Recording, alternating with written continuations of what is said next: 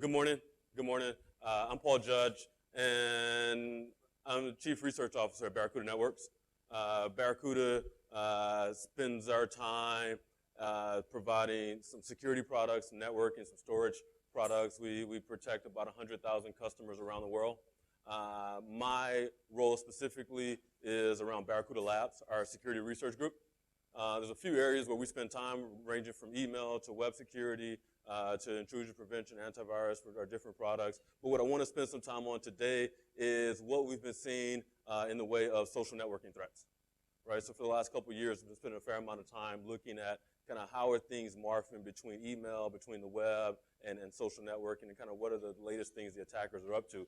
So what I want to spend some time on this morning is kind of walking through that and some of the things that we've seen and some of the technologies that we've been working on that we think kind of the industry would benefit from as a whole if we kind of collectively move in these directions, right? So if you look at last year, look at 2010, right? Everybody remembers, if you look back just 5 years ago, this is 2011, look back 2003. 2003, there was maybe 5% of email was spam, right? It's 5 to 10% of email was spam. Like, you might forget. You become so accustomed to spam being 90% of email, you forget that it wasn't always like that, right? So just 8 years ago, it was like 5 to 10% of email was spam, and it went to 20 and 30 and 40%, and it grew.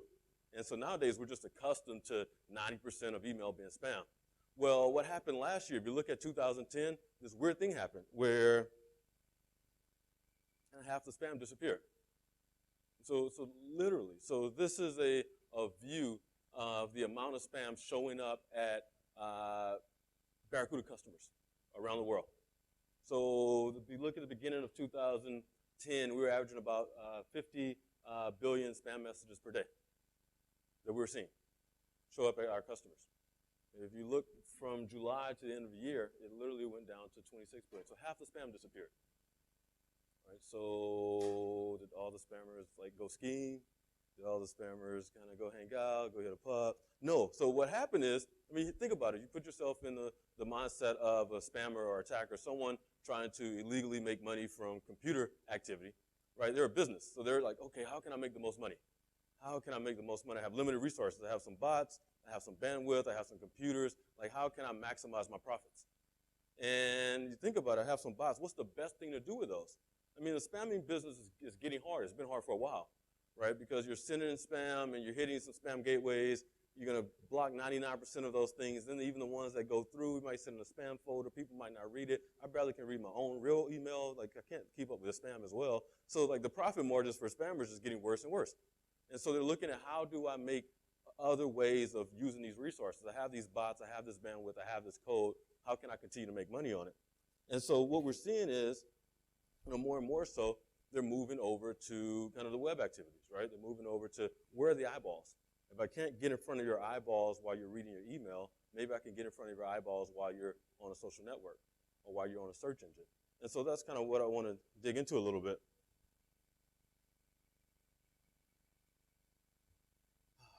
To pardon my frequent coffee consumption.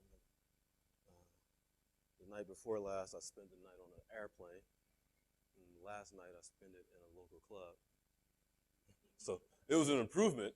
However, it still didn't involve sleep. So if you look at the web, if you look at kind of all the activity that's happening on the web right now, one thing I want to touch on is kind of why is it happening? Like, what are the changes that are happening that's making it so easy for attackers right now? And my theory is that there's these 5 things that have occurred that are kind of innovations. They are beneficial things as a whole, but they've also disrupted the traditional ways that we've secured web, right? So one of the things, for example, is just the rapid growth, right? There's 196, 197 million domain names registered today, right? At a rate of new ones are registered or exchange hands at a rate of 100,000 domains a day, or about 1 domain per second exchanges hands. So either newly registered or a new owner.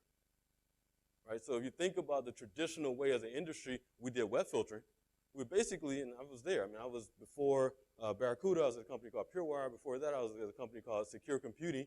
And we had a big web filtering database, and people licensed our web filtering database. And I was responsible for that team. We had a room of people, about 80 people, and everybody had a computer and a monitor.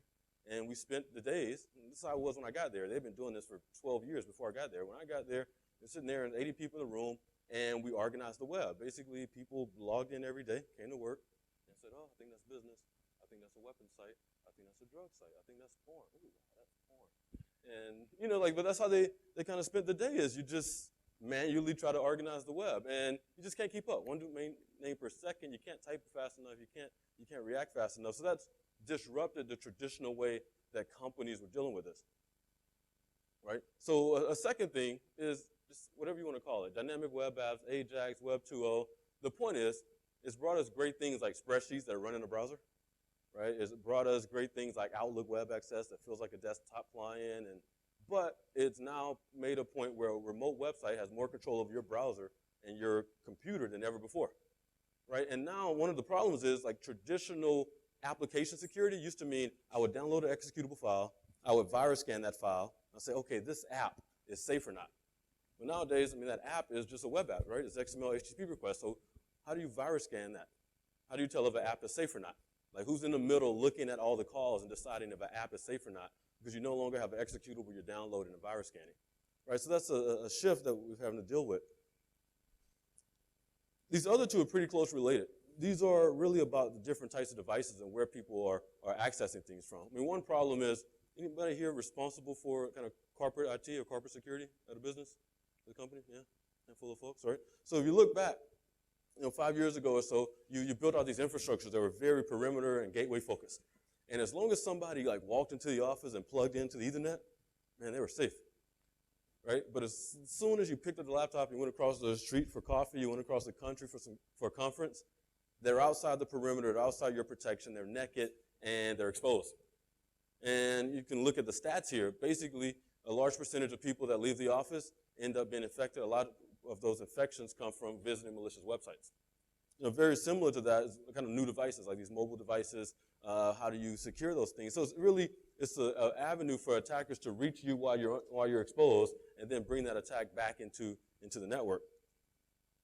This fifth change, this is one we'll spend all the time on, is user-generated content.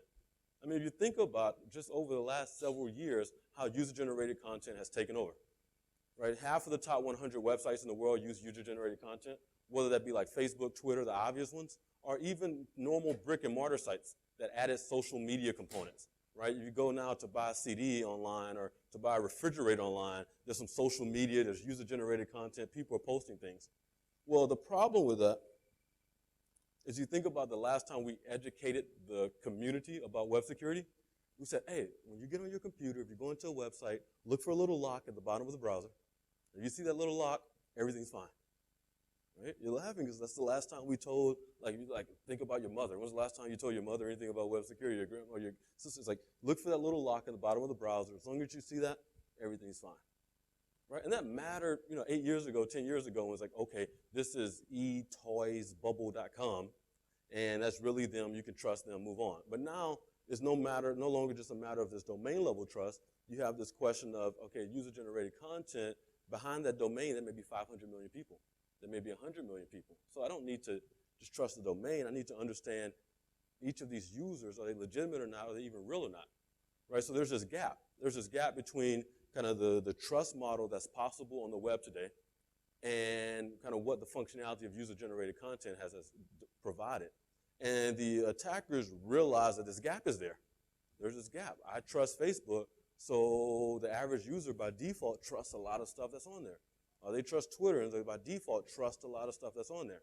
And so the attackers really leveraging this right now. They're pounding it. If you think about why half that spam disappeared, it's because there's this big window and portal for them to carry out these attacks in social networks.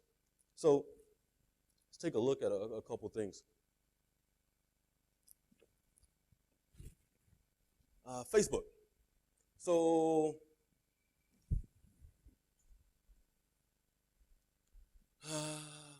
here's a guy, he's a real guy, that's actually a friend of mine on Facebook. He was tagged in this person's photo album. And see, the photo got some of your attention, right? So even with the shadowing from the projector and even with the censored block that I put on there, right, it still is attention grabbing. And it's, hey, I check out this website I model for, sneakerhype.info, right? So like, okay, what's the big deal? Well, this shows up in my newsfeed, right? And if you look at the photos, they tag 50 people. They tag 50 people per photo that they post. And if you assume that every person has 1,000 friends, then there's 50,000 people that just received this link, right? So again, think about if you're an attacker and you're trying to make money. Would you rather sit there and send 50,000 spam messages only to have them hit the wall of a spam firewall somewhere and hit the floor? Or just post one photo on Facebook and have 50,000 people see your link, right? So if you think about the efficiencies, like basically the viral features that made these networks grow so much, the attackers are really learning how to take advantage of them, right? So 50 people tag, 50,000 people advertise this website. So here's the website in this instance. It's selling shoes. It sells whatever kind of shoes you want. You like Nikes, you like Ugg boots, whatever you want. It's selling the shoes. But if you look at the prices, they're actually below wholesale prices. So there's no way you're going to get a shoe and the Nike sign is going to fall off and there's glue around the tongue. And more realistically, you're going to put in your credit card information and then you're going to see a lot of charges that you have no idea where they came from, right? But these are the types of just kind of basic stuff that's happening. Like jacking. How many have seen like jacking?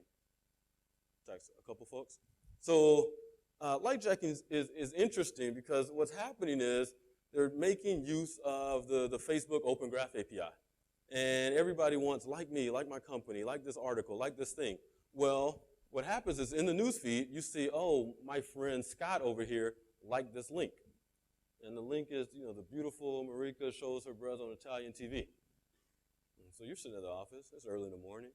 Hey, he liked the link, maybe I'll take a look. Right? So you take a look, you click. And what happens is it takes you to this page. And you're almost there. It's a minute video. You're ready to press play. Just see it right quick before you get back to work, right? Well, the problem is when you click to play this, there's really no video. It's an image that is encapsulated with the Facebook Open Graph API to take your click and turn it into a like, right? So you look at the code here, right? So this code is basically taking that entire image, a video frame, to function as a Facebook like button, right? So on the first time you click it, it's saying, okay, you liked it. And meanwhile, it's already posting on your profile and posting on all your friends' profiles that, hey, Paul likes Italian breasts as well, right? And I didn't even see any Italian breasts yet, right? So then the other thing it does is after I click on it, it is sitting there and also going to redirect me to some surveys. So they're taking other opportunities to monetize it. They're going to take you to some surveys where they get affiliate money back for pointing you to those. Right, so kind of see here. Once you click, you get a like on your Facebook profile, and then you get these surveys to fill out, and they make money. So it's interesting to see them really take advantage of something that's as seems as simple as innocent as a Facebook like. So malicious Facebook apps. So here's one. Anyone saw the movie Social Network? A couple of you guys, yeah. So if you remember when it came out. It was buzzing all over the world, right? You're in France, you see the pictures, the posters. You're in the U.S., everybody's talking about it. Everybody wants to go like code and make the formula, and they totally underestimated the technical work that it takes to actually build a website of that size. So I had all kind of friends like, hey, you know what I'm going to do this weekend? I'm going to build a social network, right? But if you look at it, so here's an app that was called the Social Network Closedown app, and it's saying, hey, Mark Zuckerberg, the owner of the social network, has decided he's going to shut down your account unless you verify it. You have to click here to verify it. It's an official announcement, account verification starting today. And they use the Facebook logo, and it's showing up, and if you don't know, you're going, and you're like, okay, well, let me go. I don't want my Facebook account to disappear, right? So you click on it, it takes you to this. It takes you to this social network closedown official announcement. And it wants you to install the app. And you look at what this app wants to do. Right? This app would like to have access to all your basic information, which is your name, your profile pictures, all your friends, your phone number, your email address, just to start off with. It wants to also post to your wall. It would like to also be able to do this at any time. So whether you're logged into Facebook or even you're awake or asleep, it would like access to just mess around with your Facebook page on your behalf. The last thing it wants to do here is manage your Facebook pages, which means if you are administrator for your company's Facebook page or for your churches or your soccer team, whatever it may be, it wants to manage those pages for you too. How greedy some of these apps are. You're like, oh, don't close me out of my account. Next thing you know, you just basically gave away the keys to your Facebook kingdom. Here's one from about a week ago. And it actually makes use of two things. It makes use of these photo taggings as well as making use of these Facebook apps. So this one's saying, hey, this guy was tagged in this album. This guy was tagged in this album. This album's called Hidden Truth. And it's claiming that it has all of this information about what happened with the tsunami in Japan and what happened with the World Trade Center attacks. It has all this information. It has pictures, and it's grabbing your attention. And there's a link. So you're like, hey, if I go click on this link, I'll see a website, and I'll get an explanation of what happened. Well, if you click that link, what happens is you get a couple series of redirections and brings you back to a Facebook app. This one's not as greedy. This one only wants access to all your information. It wants to post to your wall, and it would also like access to your photos, right? Because it wants to use your photos to lure more people in, right? And so if you look at it, it's like the Hidden Truth video app. This is pretty fresh. It had 0 users so far. So if you actually go to the application page, here's the application page. They didn't put a logo up. They don't have any ratings, don't have any monthly active users, but there's a developer, Kit Agron. Developer. So let's take a look at that developer profile. So Kit Agron. Kit, are you here? No? Kit's not here. So supposedly this is a developer that built that app, right? And here's the music she's into. Here are the movies that she's into. And so the attacker has taken the time to create this identity, create this profile, and make the account look more and more real. And we're seeing that a lot nowadays. They're actually taking the time to create fake profiles specific to geographic regions, right? And so they'll have one for something as specific as, a little town in a certain state. And they'll show that this person went to this college, this person went to this high school, and they work at this company, and use that to lure people that went to those places. So they have no problem making thousands and thousands of accounts and using them specifically to lure people from different regions. So Facebook examples, my last Facebook example here. So this automated social engineering.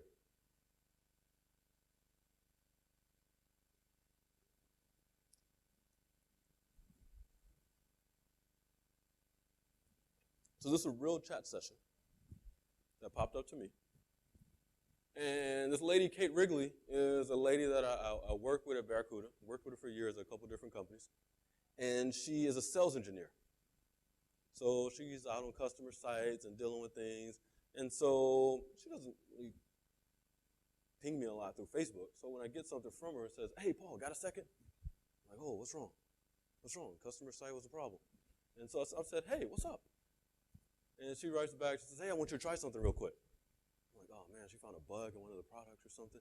And I'm like, okay. So she says, okay, Paul, try this test and see what you get. I can't get over a 105. It's ridiculous. And gives me a link. Like, what is it?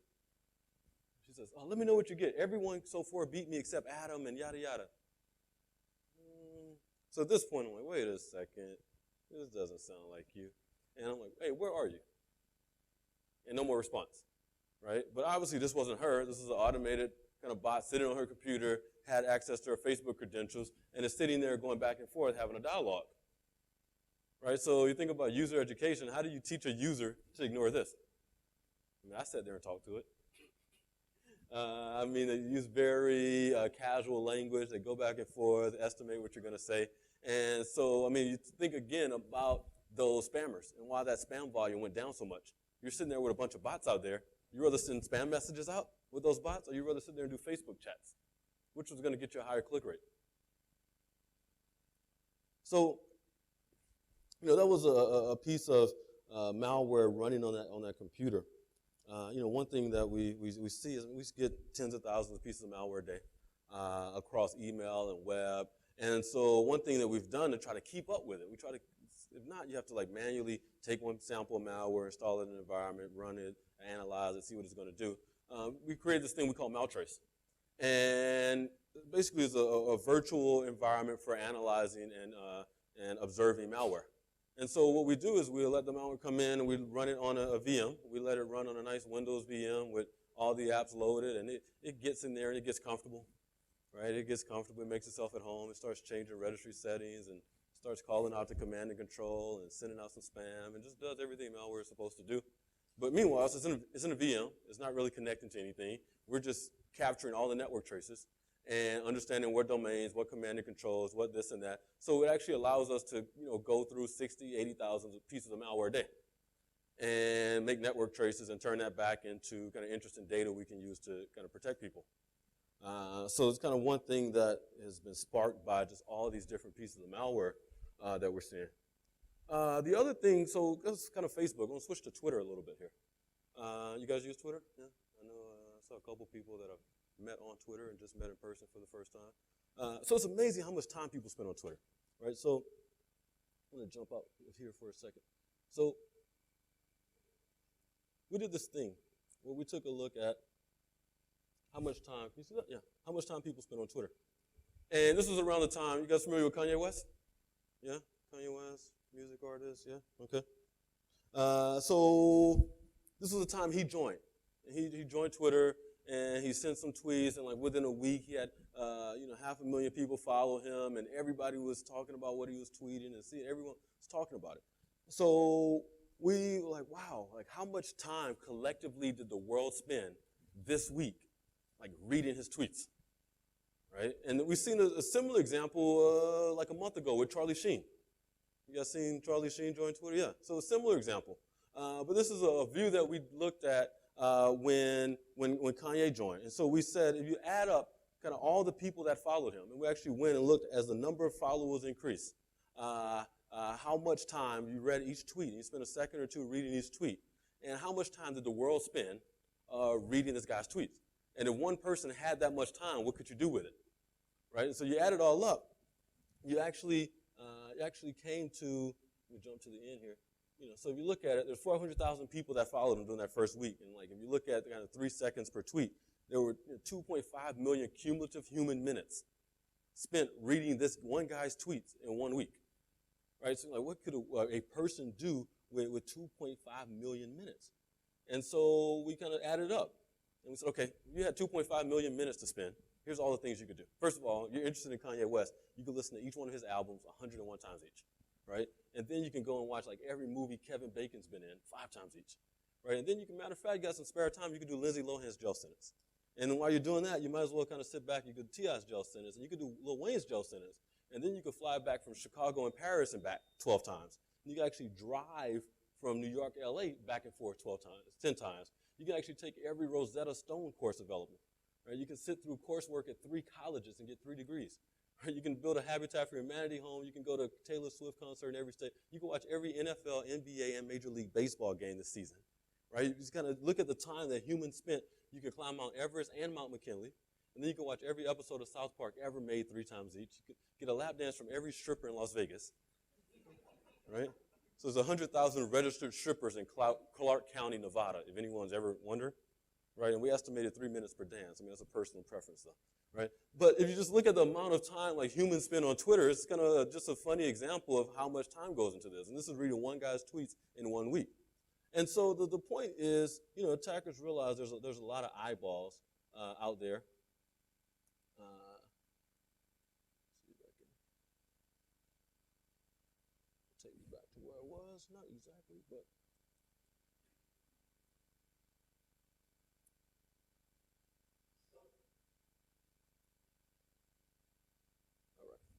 So there's a lot of eyeballs out there. So the attackers are saying, how do I get in front of these eyeballs? So a couple things have happened. You look at Twitter, they've had a couple different types of incidents. They've had account hijackings, where the high-profile person had their account taken over, an attacker used it to either send funny messages out or malicious messages out and so forth. They had a series of things that were kind of Twitter security problems, like coding flaws that they had on their network that caused problems. And then they have this other problem of people using Twitter as a platform to distribute malicious links. Right? So they kind of have 3 different types of things that they've had to deal with over the years. So if we take a look at some of the account hijackings for a second. Here's one where New York Times has a publication called The Moment. So New York Times, pretty reputable publication. One of their publications, the account was hijacked. And someone just used it for pure spam. Like, hey, look here, take a look at Naked Cam. Like, wow, I thought you were New York Times, right? So here's one where someone took over BP America around the time of the oil spill. They took over the account, and they're making comments about the guy that's in charge. Like, hey, we'll finish the oil spill cleanup as soon as we can find a double extra large wetsuit for this guy, right? Okay, so here's one, someone took over Lil Wayne's account. And they use it to make jokes about another artist called Soulja Boy. He's like, hey, I see you didn't sell that many albums. Don't worry, I'll send a PayPal to your account. I'll help you out, buddy. Right? So here's one that actually perhaps caused a little bit more confusion. So this is actual rows of Guns N' Roses. And someone sent a tweet out that said, hey, all the upcoming Guns N' Roses shows are canceled. Forget about it. Go call somebody and get your money back. Right? So how many people were just not happy that day? Right? So, you look at some of these are funny examples, but just the ability of having an account hijacked and taken over and using that as a soapbox to get your message across, whether it be a joke or whether it be something malicious. If you look in the neighborhood of security flaws, there's been a few problems over the years. I mean, one is, you guys remember this one? This 25-year-old kid from France broke into the internal administration system over at Twitter. So he basically broke into the back-end support system and used it to access accounts like the President of the U.S., Britney Spears, Ashton Kutcher. He actually went to court in March of last year. They sentenced him to 5 months. They suspended it, but he basically broke into the back end and had full access to Twitter support system. Another problem that they had, this was last year, was a thing called forced follow. Did anyone hear of this? They kept it pretty quiet. So forced follow, there was some code sitting there in the back of Twitter that if you sent a tweet and it said accept, yeah, okay. If you sent a tweet and it said accept username, so, if it said accept Adam, then it would make Adam follow me. Right? So I just went around, I want to make everybody in here follow me except Bob. You're following me now. And so there was this logic that was built into Twitter from the beginning. It's been there from day one. Somehow they forgot about it and no one ever stumbled across it. But it was this thing to force someone to follow you. And so this 17-year-old kid in Turkey found it, notified them, and they actually fixed it. But it's a kind of interesting problem that was sitting out there. There was a cross-site scripting problem back in September on mouse over, where you can on-mouse over a link and it would actually retweet that tweet on your behalf. Right? That same month, they had another problem that was a CSRF problem, where it would post a link to your account whenever you clicked their link. So one was a mouse over, one took an actual click to do. So this is the actual snapshot from Twitter's blog. Like, hey, a malicious link is making the rounds that will post a tweet to your account when clicked. We fixed the exploit and in the process of removing the offending tweets. Right? So they've had kind of a series of these types of problems. They've done a couple things to try to address some of them. Right? So one thing is this URL shortener, Twiddle. Has anyone ever seen a Twiddle link? Anyone ever heard of Twiddle? Yeah? So, yeah, it's interesting. So the beginning of last year, they came out, and you guys are familiar with Bitly, like all these URL shorteners, right? The Twitter came out and said, hey, we're going to do our own URL shortener. And the world was like, wow, why are you doing that to Bitly and your other partners? And their answer was, oh, we're doing it for security measures. We need to analyze all the content that's coming in, so we're going to have our own URL shortener so that we can analyze the content and make sure it's safe before we post the links. Well, they announced it, and we really haven't seen a whole lot from it yet. In August of last year, they rolled out OAuth, right? So they made it mandatory that if you want to give a third party or you want to give a different app access to your Twitter account, then you had to use OAuth, where you can give them a token instead of having to actually give them your username and password. So that's actually a step in the right direction. Let's take a look at some of the malware that's been out there, like actually people using Twitter to propagate their links.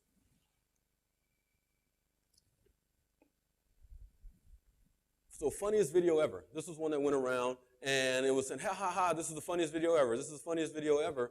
And it was providing links, and it used different keywords. Hey, Justin Bieber, Stacey Dash, Allspill, all these different things, Olympics, like all types of stuff to get your attention. And it provided this link, and it was actually installing a banking Trojan that was an information stealer, right? So, that's one example. Here's another example of the Bifrost Trojan. They were using accounts that were talking about the stuff that was going on in Israel at the time, right? So, hey, yada, yada, Gaza Strip, click this link. Like, this guy was a little bit lazy. He was actually putting a full URL with RAR files and EXEs. So if you're on Twitter and you're clicking on an exe, I don't know about it. But so he didn't even use a URL shortener. A lot of guys are using URL shorteners. Here's the one that was using Google shortener and then pointing to Neosploit. So it actually, they compromised the website of a furniture manufacturer in France. They were hosting the exploit kit from there, kind of went from your Google shortener to taking you to that guy and installing Neosploit on your system. A lot of examples of rogue antivirus, right? So this is using Google shortener and saying, hey, a very good antivirus, hey, a very good antivirus. And you click this thing and it says, hey, here's an antivirus you can install, and sure enough, it's not a real one. Here's an example of using rogue antivirus in connection with trending topics, right? So you guys are familiar with trending topics. There's different topics that people are talking about every day. So on this particular day, you see like Follow Friday, TGIF, Jay-Z, Pirate Day. And so here are 3 different accounts talking about 3 different things. One's talking about Pirate Day, one's talking about Follow Friday, one's talking about TGIF, and they're pointing to 3 different URLs, totally different URLs. And then what happens is all of those were redirecting you to securityland.cn, which was a traffic distribution system for rogue antivirus. And then you had this lovely decoration on your desktop, right? So you're there trying to find out about this Pirate Day movie. Next thing you know, you have a new decoration on your desktop. So this is kind of what the average user is seeing on Twitter on a regular basis. So one of the areas that we've been spending some time is exploring how can you build a reputation system for social networks, right? In the same way that we've built over the years, we've built reputation systems for like email, right? You familiar with like IP reputation systems for email? Right? The world went from like content-based filtering to kind of IP-based blacklist to IP-based reputation systems for email. It's one of the things that, in my opinion, kind of saved email. It kind of kept to the point that the industry could keep 90+% effective catch rates and stop spam from showing up in inboxes, because it was all about understanding the IP as an identity and taking the behavior of that IP and turning it into an indication of this guy useful or not, right? So how can you take that same concept and apply it to a social network? How can you apply it to a particular account? How can I look at your behavior and decide if you're a real account or not, or if you're a legitimate account or not? And so that was kind of the goal, is to, based on someone's behavior, not wait and to read their content, not do signature scans and URL filtering and stuff on the content, but if I can understand the behavior of one account versus another, how can I use that to decide if you're legitimate or not? So, we built this system that it goes through the Twitter stream to get information. It also does some queries to get information. But the goal, again, is not content-based, purely activity-based. So if you think about Twitter, what are the activities? I mean, basically, what do you know about an account? I know when you join. I know how many times and what frequency you tweet.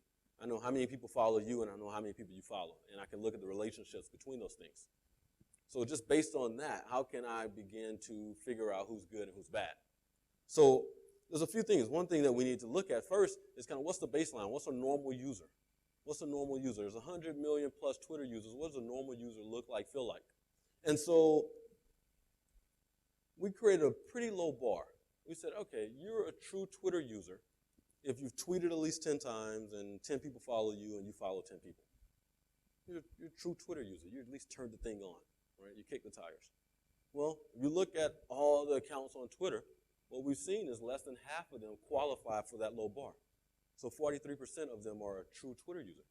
That's 10 follows, 10 tweets, 10. So you have over half of the network that's just sitting out there with accounts, right? So that's the first thing. Half of the network is just sitting out there with accounts.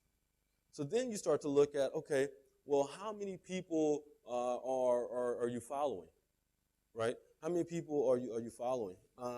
And what happens is, if you look at Twitter as a whole, I mean, basically 16% of the accounts are following nobody, right? Almost, you add 16 plus 27, almost half of the accounts are following less than 10 people, right? So you think about the whole network, 16% of them are following nobody. So you have a Twitter account, you're not following anybody. What do you see when you log in?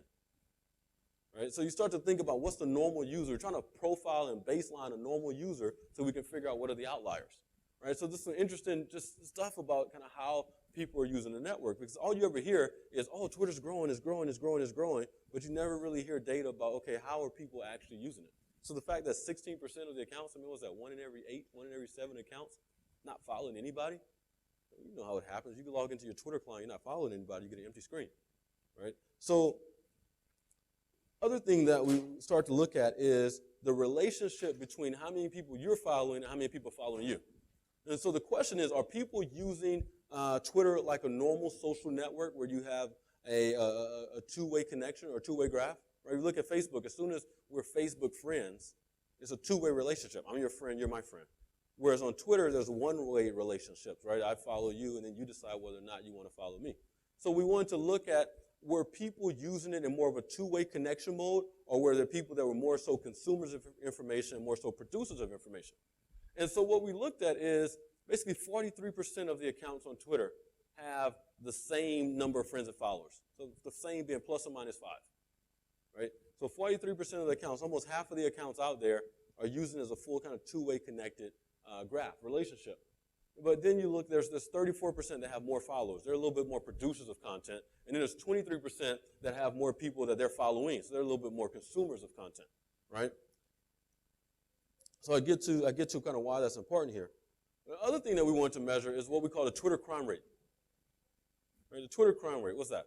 That's basically, if you look at all the accounts that were created any given month on Twitter, what percent of those accounts were kicked off? Right? They violated the terms of service and they were suspended.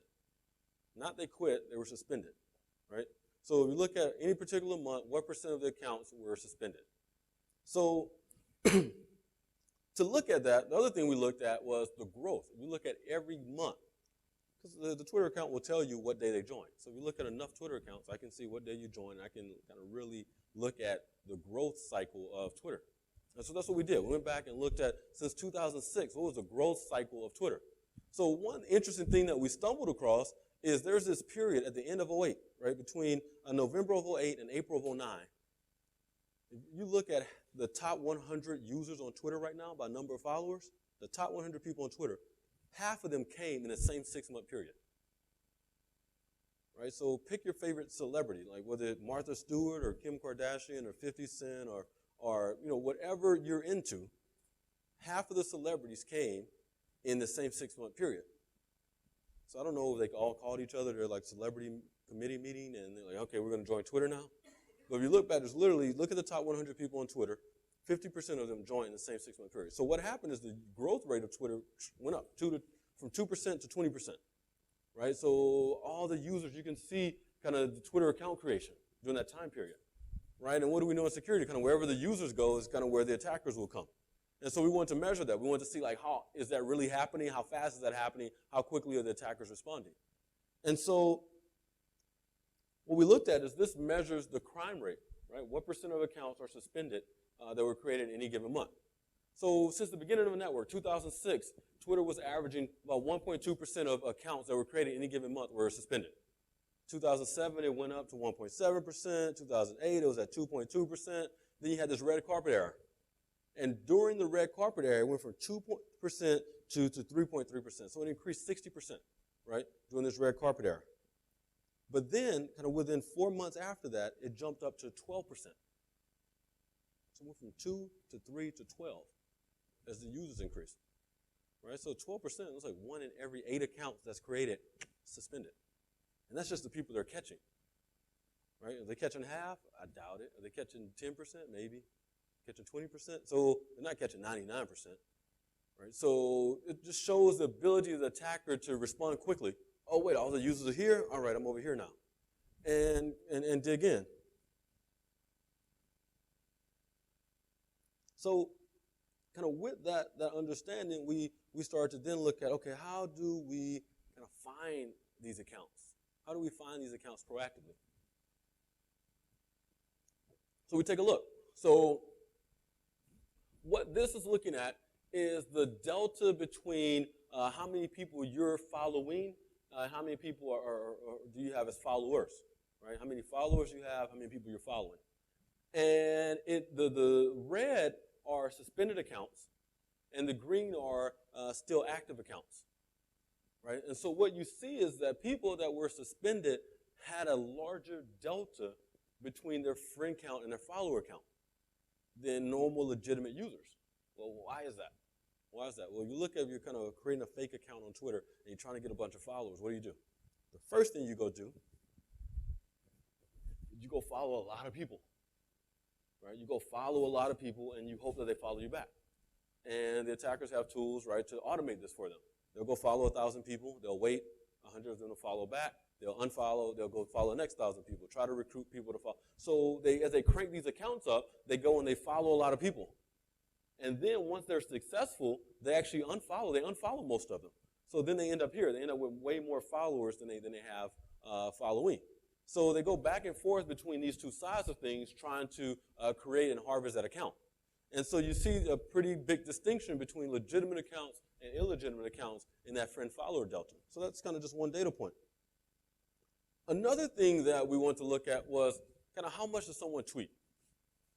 How much do you tweet? And so you could see, I can see, like Twitter API will tell you the number of tweets you've sent. You sent this many tweets, you sent this many tweets. Well, the number of tweets that you sent isn't as interesting as like the rate, right? If you send 100,000 tweets, have you been on Twitter for 2 days or 5 years? So if you look at the average, and just basically here's the average number of tweets that you send per day. That's what we call the tweet number, right? You got a sleep number, you got a tweet number. And it was kind of interesting at first because we said, oh, okay, let me see what my tweet number is. And my tweet number is like 1.4. Right, so some days I tweet twice, and some days I don't tweet. And so my tweet number was 1.4. The guy sitting next to me in the office was like 3.1. What are you doing all day? Right? And so then we have some friends that tweet a lot. And we're like, hey, let's look at this guy, George, see what he does. Wow, 30. How do you have a tweet number of 30? Right? Like, what do you every 15 minutes? Like, get a job, right? So we start to look. And so this is, if you can read this, this shows the percentage of accounts that have tweet numbers in different ranges. So, about 80% of the accounts out there tweet less than once a day on average. Right? There's 10% that tweet between 1 and 4 times a day. 5% that tweet between 5 and 9 times a day. 3% that tweet between 10 and 100. 0.2% that tweet over 100 times. Who's tweeting over 100 times a day? What's interesting about that, there's 0.2% of the population, but if you do the math, they can actually represent about 38% of all the traffic on Twitter. And because of the number of times that they tweet, right, then you compare like someone tweeting 200 times to someone tweeting, one time every 2 days, this 0.2% of the population can represent about 40% of the overall tweets on the network. So it's pretty unbalanced if you look at it. So, if you look at a reputation system, what you want to do is take different features. I want to take just different characteristics and use that to basically profile. Right? There's a lot of talk in the world about, profiling people at the airport and this and that, but that's really what it comes down to. There's certain characteristics that are indicative of a good Twitter account and a bad Twitter account. And I want to take those features and use a classifier to show me, okay, some separation between two data sets. Right, so just looking at these two basic features for a second, looking at like tweet number as well as this friend-follower ratio. I just look at those two features. What can I do? So here's some manual stuff we can show. So here I'm looking at high tweet numbers and high friend-follower deltas. Right, so your friend-follower delta is about the 2,500 range. You have tweet numbers over 100. What do you see? You start to see some spammy stuff. You start to see, earn money today. Revs by seller, my sports tracker. So you see some real spammy accounts. You have high tweet numbers and you have a high friend follow delta. So these are accounts that have like really out there following a lot of people, trying to attract traffic and followers back to them. Right? So they're kind of scammy accounts. If you look at the other direction, these are still people with even higher tweet numbers, 100 to 400 tweets a day. And they have negative follower friend deltas, which means that they've gone out, recruited people to follow them, and then they've unfollowed them. Right? So they have this negative number between their follower-friend ratio. So you look at that, you start to really see some scammers coming out. You have voucher code, you have instant biz tips, you have cam for porn, right? Tweet stock tips. You start to be able to get some separation kind of just based on some features. I never looked at their content. But I just looked at two things. I looked at their tweet number, and I looked at their friend-follow ratio, and I can tell you that I don't want anything to do with these accounts, right? So, just an example of kind of building user reputation based on behavior features. So here's a Twitter account, Download Heaven. And if you never looked at Download Heaven, what you know is, what you can see is they have a very low friend-follow ratio, very high negative friend-follow delta, and tweet number over 100. So we kind of look at that and say, okay, well, let's see, are they good or bad? So Download Heaven, actually, I'll go back. Wait, no, is that a way? Come on, participate. There we go. So Download Heaven runs this website, right? Download Heaven. If you look up the Google Safe Browsing diagnosis for Download Heaven, well, in the last 90 days, they had 15 pages that resulted in malicious software being downloaded, right? The malicious software included 5 Trojans and 1 exploit, and it redirects and hosts that on 2 different domains. There appears to be 1 domain action as an intermediary. And there's a neighborhood of like 5 different examples of Twitter accounts all registered to the same person, all registered to the same set of domains. Right, so you started off with nothing more than,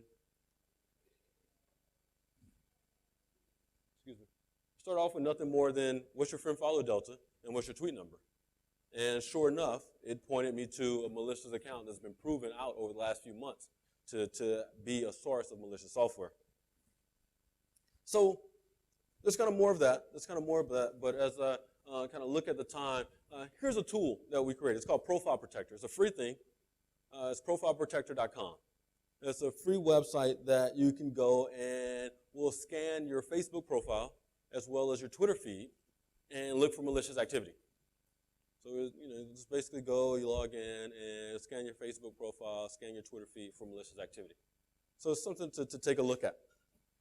So the last topic I want to touch on, as I about 10 minutes here.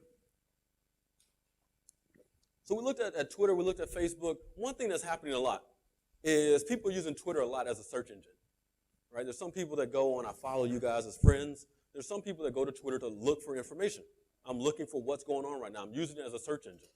And Twitter, as well as the other search engines, are becoming a very kind of interesting data point for attackers. Because as the web is growing so quickly, the search volumes that are occurring every day are higher than ever. The number of searches that happen on Google, the reason Google's such a huge company is people use it to search. Same thing for Bing, same thing for Yahoo. So the attackers will realize, oh, there's a lot of eyeballs. How do I get in front of those eyeballs?